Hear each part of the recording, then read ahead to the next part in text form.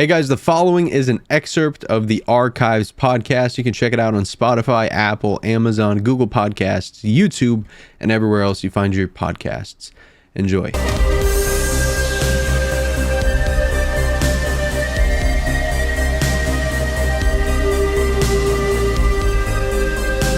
We have a plethora of topics to cover, a plethora of places we want to go. This is not just a Star Wars podcast. This is a podcast for the boys, by the boys. We're going to have a good time. All of us have been tasked with presenting some segments, and we will bounce off of each other there. I don't think there's a better place to start than with the news, than with Van Seal. So, Van Seal, what the heck has been going on? Because you are the catalyst of the outside world for us. All right. So Star Wars related, I would say the biggest thing is George Lucas is apparently coming back to work on another Star Wars project. I have very mixed feelings about that, most of them negative. But yeah, it's like the one thing, like the two things we never thought would ever happen. Lucas would ever get creative control over anything again, and Disney selling Star Wars to somebody else. Obviously, one of those things is going to happen now. Lucas is literally coming back. I mean, they haven't like officially announced it, but that is the word on the street. And we don't know what project he's going to be working on, but I mean, there's a lot of factors to consider. I'm not really, I don't know. It just... Disney Star Wars, I'm like, it's not his Star Wars, and bringing him back doesn't make it his Star Wars either. You also have to remember, he's 80 years old now. Yeah, okay? He's up there. Joe Biden. I was gonna say, you know who else is 80 years old? Joe Biden. Joe Biden. Obviously, one of them is way more intelligent than the other at the moment. But, you know, Lucas hasn't worked on anything Star Wars in like over 10 years. I'm not saying that he couldn't do it. It's just like the ship was sailed. He rode off into the sunset. It's just like Disney has this really bad habit of just not letting things go. He's kind of been involved though with like anything to do with Dave Filoni. Dave always brings him in as a overseer of certain things. Yeah, and he's definitely been like on set as a guest to see, you know, Ahsoka, Rosario Dawson, Hayden Christensen return as Anakin. Yeah, and I think that's great when he's on set, but actually saying that he's going to be in charge of a project, I think, is a little different. And we'll see how much creative control he's going to get, because it might be the whole thing where, yeah, he's in charge, but he's still under the thumb of Kathleen Kennedy. Yeah, that's the weird power dynamic I want to see, you know? Yeah. Is he going to take... I'd rather just see them fight. I'd just put them both in the ring. I'd rather just watch that. I honestly, like, whatever they're working on, just don't make it. I just want to watch them fight. I'd be down for that, you know? I'd be down for that. It's gonna be tricky, it's gonna be interesting. But yeah, I heard that as well from a good amount of sources, a good amount of people, and I'm always looking forward to people making good art. You know, I'm not gonna say keep them away or anything because they've been bringing in bums. So yeah, it's just, why not? It amazes me how like the fans couldn't put something together on their by themselves with no budget, just fan projects, and these things could be as short as 5 minutes. They can be as long as 15 minutes, and they blow up and just with their popularity, and people love them. Like, this is what we're craving. And Disney, I mean, they have all the money in the world, but they can't produce. It's just like. I don't know. I just don't get it. I've kind of given up trying to figure it out. So, is there any other news that looks appealing to you, so to say? I know that they delayed The Mandalorian. I think they said it's coming out 2026 now. Yeah, and I just saw an article on Bestman Bulletin that it's starting to film a month earlier. It's starting to film in May. So it's filming a month earlier, but it's coming out a year later. I wonder if that has anything to do with maybe a season 4.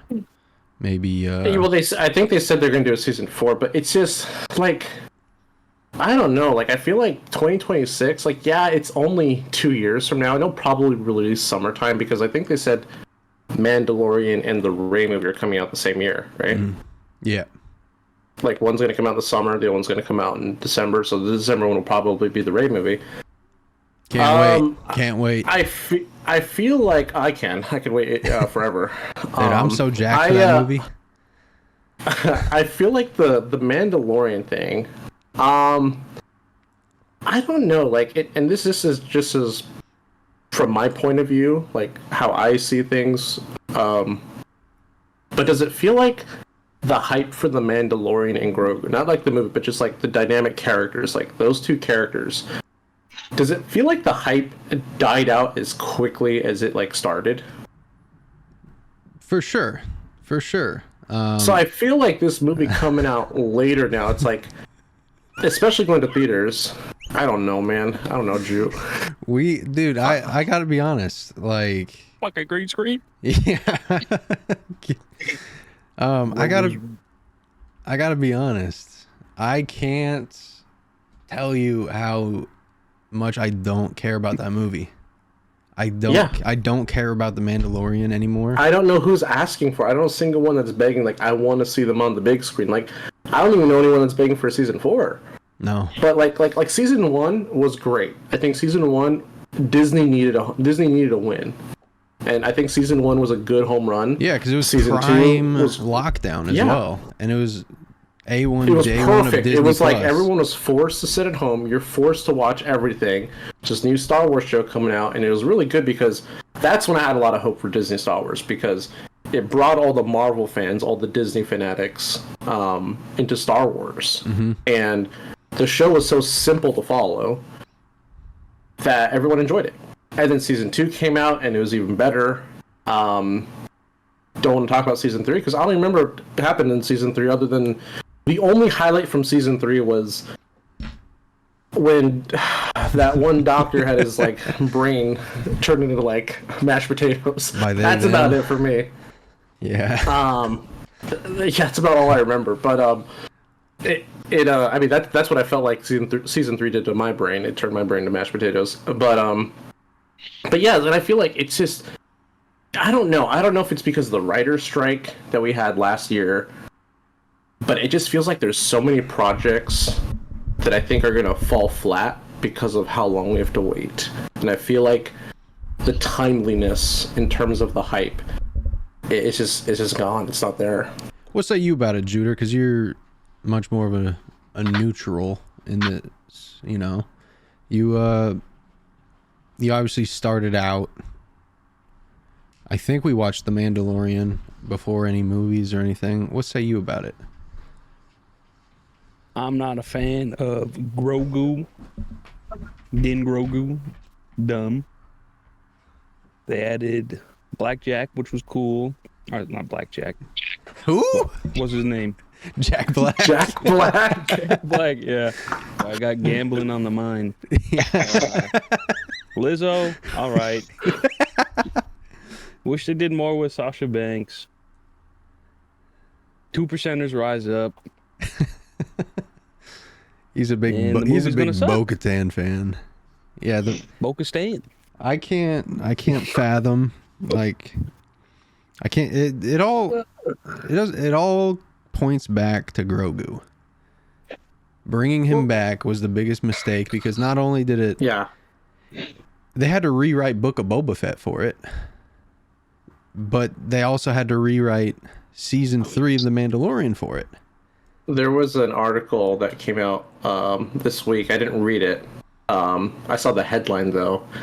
I didn't want to click on it because it was just depressing. But it was like the headline was, Book of Boba Fett actors thought they were actually filming season 3 of Mandalorian during filming, and I'm just like, man, that doesn't surprise me. It really doesn't. And like for me, I'm a big Boba Fett fan. Yeah. But for me, I'm like, dude, like, Boba Fett sucked. Like, Book of Boba Fett sucked. In Book of Boba Fett, yeah. When he came back in Mando season 2, I was like, I'm okay with this. It's not great, but I'm okay with this. Book of Boba Fett, like, They took. I almost want to say he was like discount. Like they almost wanted to like film him as like discount Dwayne the Rock Johnson. Mm-hmm. I'm like, they wanted to just make him the most funny, lovable, but still like tough and, you know, protecting type of character, but like still like super funny. And I'm just like that's not him. It's not Boba. It genuinely felt like Boba Fett lost all of his testosterone because he was. Back to think. Yeah, he was the most coy. He was the most reserved guy. Look at him in the Clone Wars. Look at him in the Clone Wars. He was an 11-year-old trying to kill Mace Windu with a bomb. Look at him in Robot Chicken when he's got the dual-bladed lightsabers and he's going crazy, making out with Han Solo. Like, we need to see that kind of stuff in Star Wars. We need to see that kind of stuff. Why not? You want to see that? Why not? At this point, they already made Boba Fett, you know, Boba Soy. You may as well. well, not even Boba. I feel like Disney's doing that with all of their male leads. Like, look what they did to Obi-Wan during the Obi-Wan show. Like, they made him like a wimp. That show was great. I shit you not. I was because my family, we all watch these Star Wars shows when they come out. Well, we're used to at least. And we were kind of like, "Do you guys still want to wait? Do you guys want to wait for so and so to come home and watch us?" We're like, "Nah, we'll watch it on our own. It's whatever." But we're watching the Obi-Wan show. I remember me and my two brothers were on the couch, and when Obi-Wan and Vader were like, you know, the first time they meet, they had their sabers ignited. You know, it looks epic. And then Obi-Wan runs off like a Scooby-Doo character. We busted up laughing. I almost did a spit take. I was not expecting him to just run away like a little bitch like that. I was like what? Like, I was just like, how? Why? How? Mm-hmm. Like, we have never seen anyone run away like that other than the console and like A New Hope. Mm-mm. But then he came back at least down the hallway, you know? It's just like, I don't know why they're doing this to all these characters. And then Rey, of course, is just the GOAT. You know, yeah, she's got like the infinite money glitch on or something like that. I can't wait for that Rey movie, man. That Rey movie is what I'm most looking forward to out of Acolyte, out of Mandalorian Season 4, Mandalorian Grogu. That Rey movie is what I'm looking forward to the most. Simply because I want to see what everything's looking like, what the galaxy's looking like, what the Jedi are looking like, because it's like 15 years in the future, you know? Is it? Yeah. It's 15 years after Episode 9. Of course, Dawn of the Jedi, I feel like you can't miss with that. I feel like... That's going to be an interesting one. That one... Especially because I've heard rumors that George is going to be heavily involved in the writing process of that movie. Okay. I really look forward to that one. You just can't have another female lead like that, because then everyone's just going to associate that character with Rey. You really can't. It's tricky, you know. You really have. I think they really need to stay away from the whole. Like, I'm not against having these strong female leads. Not at all. I mean, Star Wars was one of the first movies I've ever saw that had a strong female lead, i.e., Princess Leia. Mm-hmm. Shout out Princess Leia. I just think that this trend of having a strong female cast or a strong, it's not that I'm against it. It's just the trend is outdated. It's absolutely outdated. We're in 2024 now. You know, this isn't like the mid 2010s or the early 2000s where like people were trying to pick up this trend and have it catch on. It's like we've been doing this for decades now. I kind of just want to see it stop at this point and just kind of focus on telling a good story. Yeah, I mean, it's really hard to enjoy something when something else is being forced down your throat at the same time, you know? It's like, you need to stop forcing it. Like, people will associate with these characters. You don't need to make them, like, look like this because we already see them as such, you know? Absolutely. Absolutely, yeah.